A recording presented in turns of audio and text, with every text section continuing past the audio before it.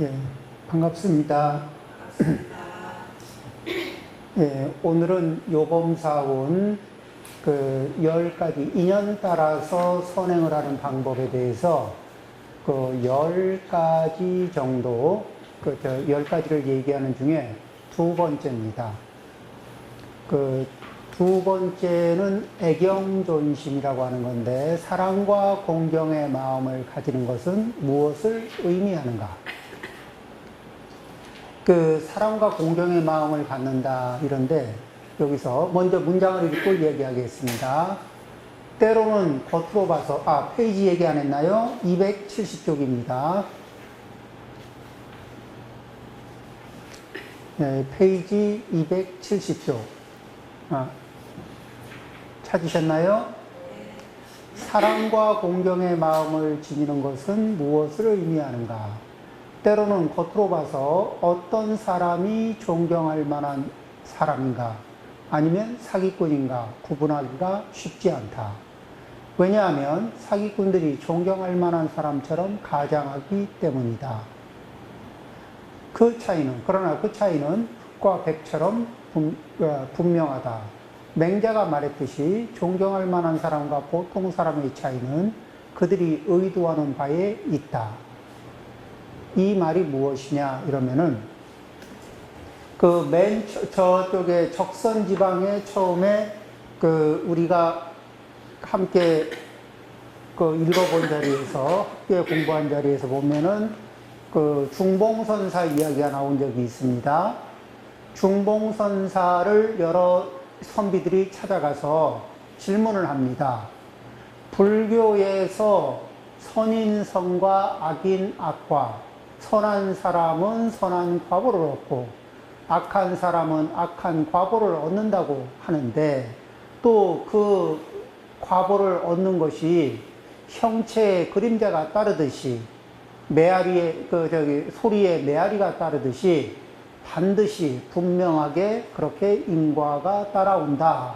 이런 식으로 얘기는 하고 있지만, 실제 우리가 경험을 해보니까 선한 사람이 곤욕을 치르면서 형편이 좋아지지 않는 경우도 흔하게 많고, 악한 사람이 그 성세가 줄어들지 않고 이게 본인도 자식도 잘 돼가는 모습도 더러더러 있으니, 선인성과 악인악과를 이야기하는 그런 것은 좀 말이 근거가 없는 거 아니냐, 이제 이렇게 시작되고, 이제 사람들한테 중봉선사가 물었죠.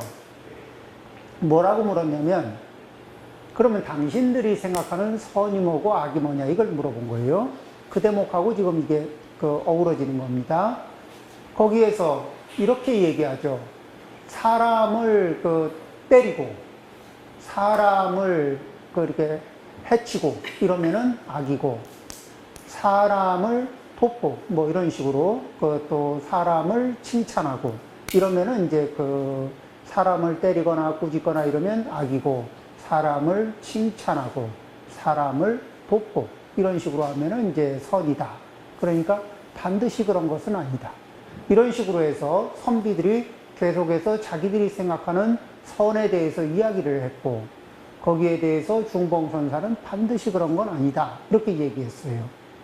그리고 마지막에 묻습니다. 선비들이 같이 묻죠.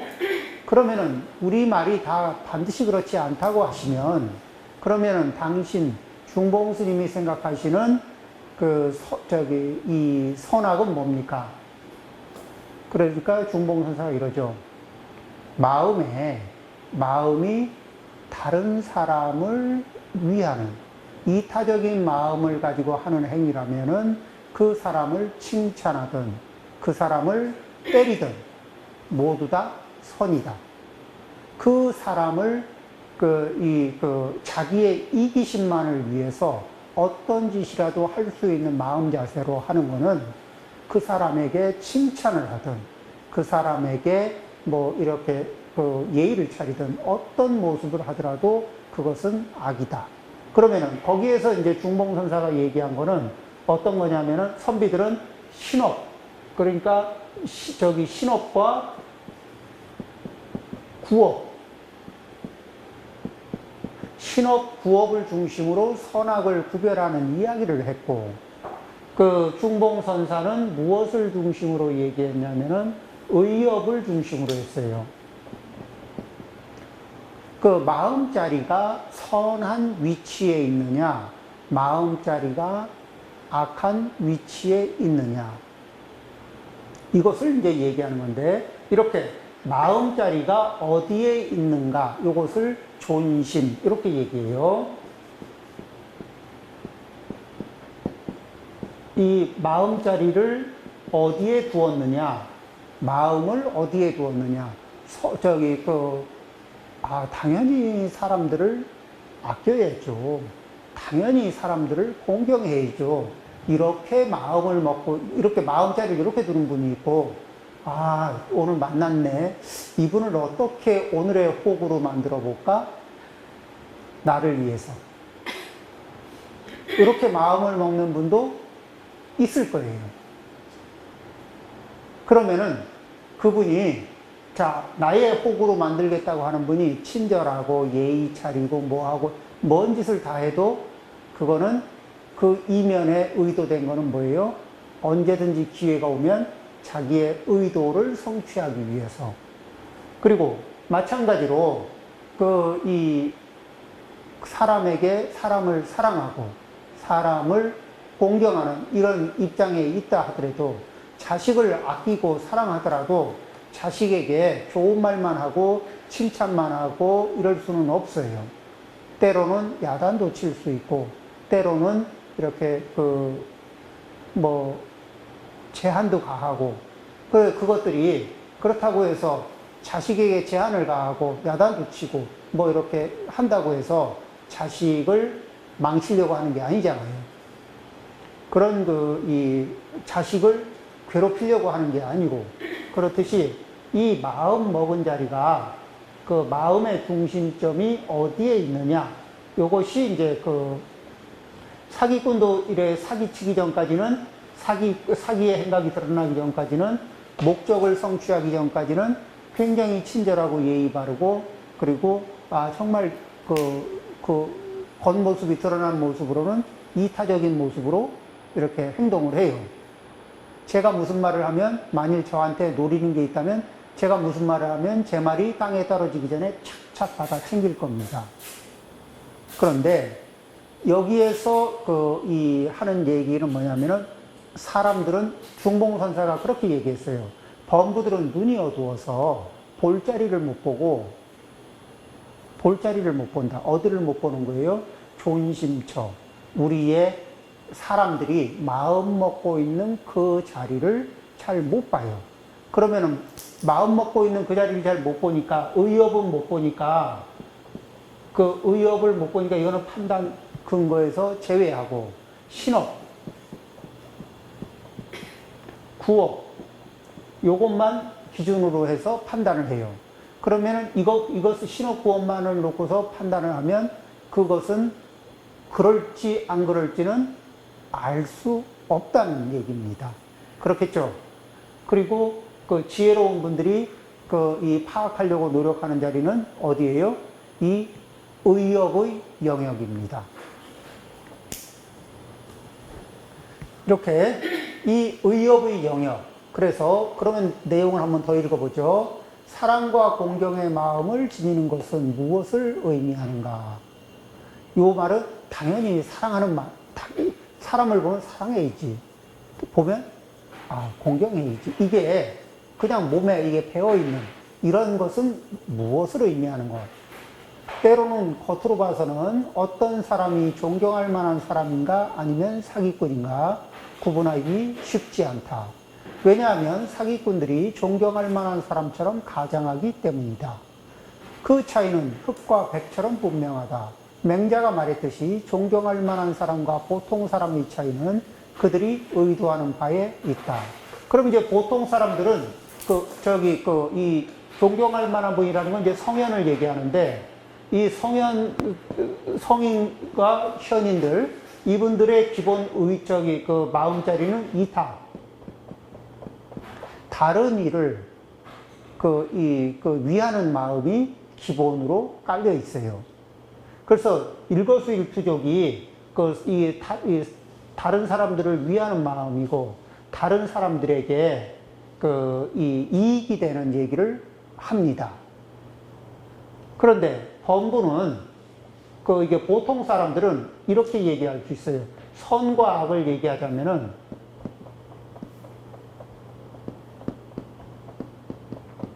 자, 일반 범부입니다.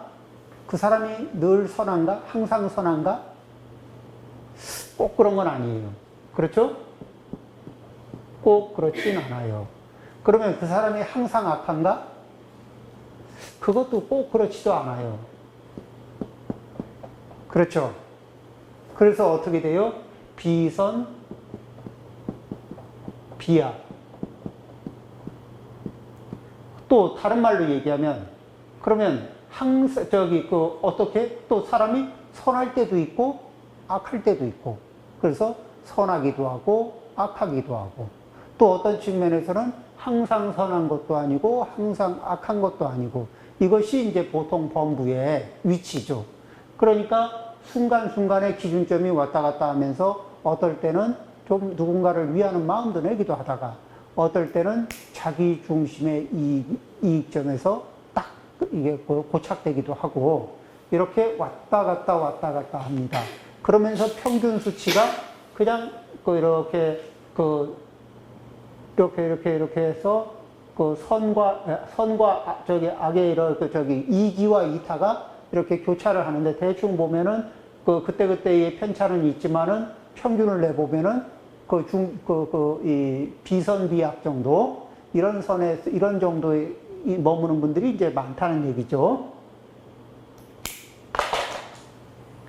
자, 이런 상태의 사람들에게 보통 사람들은 이제 이 보통 사람들하고 이 성현들의 그런 덕이 있는 분들, 존경할 만한 분들, 그런 분들의 마음자리는 상당히 다르다는 겁니다. 자, 그 다음에 이제 그러면은 겉으로 드러난 모습은 별로지만 안으로 덕을 한갓 갖고 있었던 분들을 얘기하는 것 중에 이제 불교에서는 굉장히 대표적으로 어떤 게 있냐면은 통도사라는 절에는 통도사 지라는 게 있어요. 기록. 통도사에 있었던 특별한 일들을 기록하는 이게 통도사 지가 있거든요. 그러면 어디 시청에 일지가 있다고요. 그래서 그 일지를 쭉 써놨다가 그거를 한 해가 되면 한 해마다 이렇게 정리하고 또 이렇게 10년마다 정리하고 이렇게 해서 정리해서 그걸 모아서 이게 역사가 되는 건데 그 중에서 천태산지라는 게 있어요. 천태산지는 뭐냐면 천태지자대사가 살던 국청사 그때 당시에 천태지자대사가 살던 때거든요. 그때에 대중으로 그러면서 후원 일을 하고 있었던 분들 중에 누가 있었냐면은 풍간화상이 있었고 한산과 습득이라는 분이 있었어요. 우리가 혹시 한산시라는 얘기를 들어본 적 있나요? 한산시를 한산시라고 해서 이제 개성으로 된 그거를 이제 이렇게 번역 출간한 것들이 있겠죠. 그런데 그때 한산습득이 천태지자대사가 국청사에서 교화를 할 때 거기 같이 있었어요. 그 중에 이제 풍간화상은 이제 이렇게 방앗간에서 일도 하고 이런 분인데 한 번은 외출을 했죠. 외출을 했는데 그때 그 지방에 새로 부임하는 태수가 이제 먼 거리에서 임명을 받고 모친을 모시고 부임처로 가고 있는데 모친이 병이 났어. 병이 나서 의사들을 이렇게 수소문해서 치료를 해봤는데 잘 안 돼요. 그냥 힘든 거야. 그때 풍간화상이 가서 풍간화상이 저 병은 내가 고쳐줄 수 있다고. 그러고는 이렇게 어떻게 뭐죠? 해가지고 풍간화상이 뭐를 하나 먹였는데 그게 바로 이제 모친이 병이 나았어요. 그 하는 거 보니까 사람이 이렇게 되게 허름해 보이는데, 풍간화상이 되게 허름해 보이는데, 그런데 이 병도 쉽게 낫고, 물어보니까 말씀이 비범하고, 겉보기는 이렇게 아주 겉보기는 수준이 이한데, 이게 행적이 이제 보통이 아닌 거예요. 그래서 태수가 물어보죠. 당신은 어디서 삽니까? 예, 천태산에 삽니다. 국청사에 산다는 얘기죠. 그러면 국청사에는 성인이 있습니까? 예, 국청사에 성인이 삽니다. 누가 있습니까? 예, 문수 보현이 살고 있죠. 우리가 알아볼 수 있습니까? 그럼요. 거기 가면은 한산 습득이 그이들입니다. 그래, 부임을 하자마자 태수가 부지런히 성인을 참견한다고 국정사로 올라갔거든요. 국정사로 올라가서 관원들하고 같이 가서 한산 습득에게 예를 올린다고 하고 있으니까 한산과 습득이 에이 하고는 이렇게 걸음을 총총총총 옮겨가지고 바위가 있는데, 바위가 큰 바위가 있는 앞에서 한마디 하고는 바위 속으로 쏙 들어가 버리는 거예요. 거기서 뭘 하냐면, 아미타불이 말을 너무 많이 하셨어. 그러니까 자기의 신분들을 너무 노출을 했다. 이러고는 이제 쑥 들어가 버린 거예요. 그 소리를 듣고는 다시 생각을 해보니까, 그러면은 그 신분을 폭로한 분이 누구냐면은 풍간화상이잖아요. 그래서 이제 풍간화상이 있는 자리로 가보니까 이미 앉아서 좌탈하신 거예요. 그 이전에는 이제 천태산에서 천태지자대사를 모시고 대중들이 살면서 굉장히 청정하게 열심히 살았거든. 그런데 한산이나 습득이 시를 쓰면서 시에다 뭐라냐면은 그러기도 하고, 또 평소에 이렇게 이게 허름한 이렇게 후원에서 일하는 분이 하는 얘기가, 그것도 개를 지킨다고 저렇게 허접하게 하고는 이런 이제 얘기를 하거든. 그러니까 그런 얘기를 들을 때 저희가 이렇게 우리 공부하는 게 뭔지 알고 저러나 이러고 이제 좀 무시하는 마음도 있었거든요. 그런데 나중에 생각을 해보니까 문수 보현의 경지에서 범부들이 이렇게 청정하겠다고 용을 쓰고 있는 정도 가지고는 성에 안 찼던 거 있죠. 그러면서도 그분들이 공양을 지어서 그쪽에 천태산 대중들을 저희 매일매일 공양을 지어서 이렇게 대접을 했던 그런 거죠. 그러니까 이렇게 이 성인들이 스님들이 열심히 수행하고 잘 사는 곳에는 성인들이 이렇게 화신으로 나타서 또 거기에 이 뒷일을 좀 해주면서, 그러면서 바라봐 주시기도 하고 그랬다는 이제 흔적들이 있습니다. 그러니까 여기에서 이제 우리가 생각을 하는 게, 이런 성인들은 어떤 모습을 하고 있더라도 우리가 볼 때, 평범한 사람들이 볼 때 우리는 그분의 마음자리가 어디 있는가를 보려고 그러면 지금 하는 행동만 가지고는 알 수가 없어요. 우리가 지금 누군가가 A라는 행동을 하잖아요. 그러면 그 사람이, A라는 사람이 하는 행동이 어느 시점, 어느 시점, 어느 시점에 있어요. 또 다른 사람을 대하는 이런 행동들이 있잖아요. 그러면 그 행동의 원인, 조건, 이 부분을 살펴보고, 그 다음에 그것이 맺었던 결과, 이것의 결과, 이런 결과, 이런 것들을 이제 이렇게 쭉 연결을 해보면은 조건, 이 행위가 발생되는 조건. 그래서 이 비즈니스 업계에서는 어떤 얘기를 하냐면은 이 존심과 관련해서는 그렇게 얘기합니다. 웨이터의 법칙이라는 게 있답니다. 그러니까 이 사람하고 사람을 채용할 때, 중요한 자리에 사람을 채용할 때 어떻게 하냐면은 그 사람하고 정상적인 이제 이렇게 인터뷰도 하고, 그 다음에 저기 식사 약속을 잡고, 그리고 저기 이 적당히 웨이터나 이런 저기들이 실수를 좀 할 수 있는 조건을 만들어 놓고, 또 그랬을 때 그런 사람들에게 어떻게 행동하는가, 그리고 이 자기를 채용할 사람이 있을 때 하고 자기를 채용할 사람이 보이지 않는 자리에서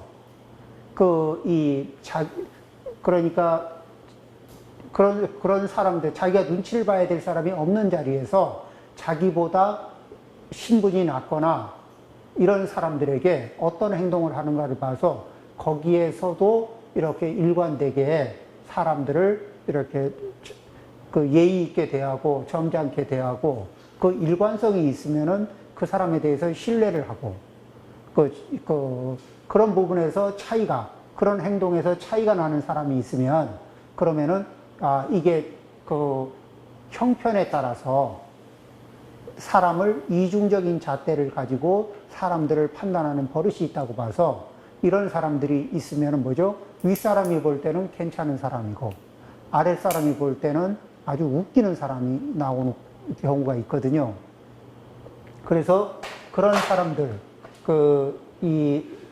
괜찮은 위에서 보면 괜찮은 것 같은데 사람이 좋아 보이는데, 그런데 그 조직이 안 돌아가는 거예요. 그 조직이 그 사람 밑에 있는 사람들의 이직률이 높아지죠. 자, 이제 그런 것들을 미리 걸러내기 위해서 웨이터의 법칙 이런 것들을 유사한 것들로 체크한다는 말도 있습니다. 자, 그 다음에요. 그렇게 해서 이런 여기 보면은 이제 한상과 습득에서 272쪽 한번 볼까요?